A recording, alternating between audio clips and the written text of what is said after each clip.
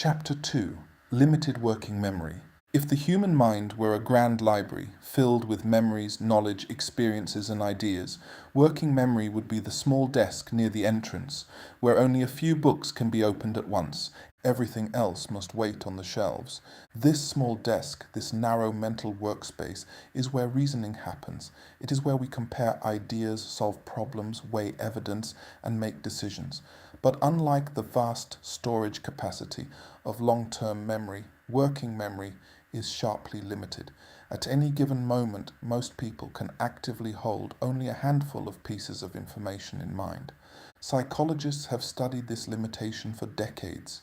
While the exact number varies depending on the situation, the general principle remains the same. Our conscious thinking space is extremely small. This constraint shapes how humans understand the world. When situations become complex, when there are too many variables, too many statistics, too many perspectives, the mind begins to simplify. It compresses information into categories, slogans, rules of thumb, and emotional impressions. This is not laziness, it is a necessity. The brain cannot juggle everything at once. Consider a woman named Priya. Priya works long hours and tries to stay informed about current events. One evening, she opens a news article about climate policy. The article includes scientific projections, economic trade-offs, international agreements, technological solutions, and political debates across multiple countries. Within a few paragraphs, her working memory is already under strain. Each piece of information competes for attention. Carbon emission statistics, economic growth projections, energy infrastructure costs, international cooperation challenges, scientific uncertainty ranges. To fully evaluate the issue, Priya would need to hold many of these variables in mind simultaneously while comparing their relationships. But working memory simply cannot manage that level of complexity for long, so her brain begins to compress the problem. Maybe the story becomes governments need to act faster, or perhaps the economic costs are too high, or even scientists exaggerate these risks. The mind selects a manageable narrative, one that fits comfortably within the limits of working memory. From that point forward, the narrative becomes the lens through which new information is interpreted.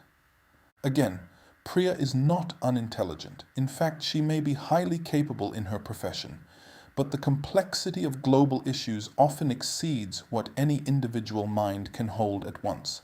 The modern world places enormous demands on working memory.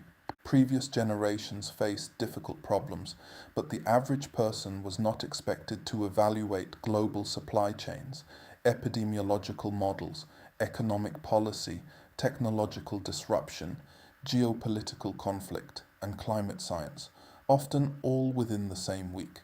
Today, we encounter this information constantly.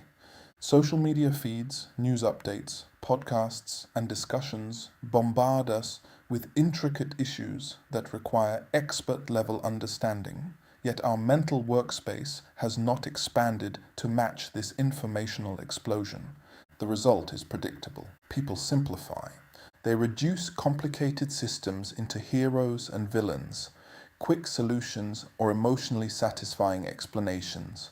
The more complex the problem becomes, the more appealing simple answers feel.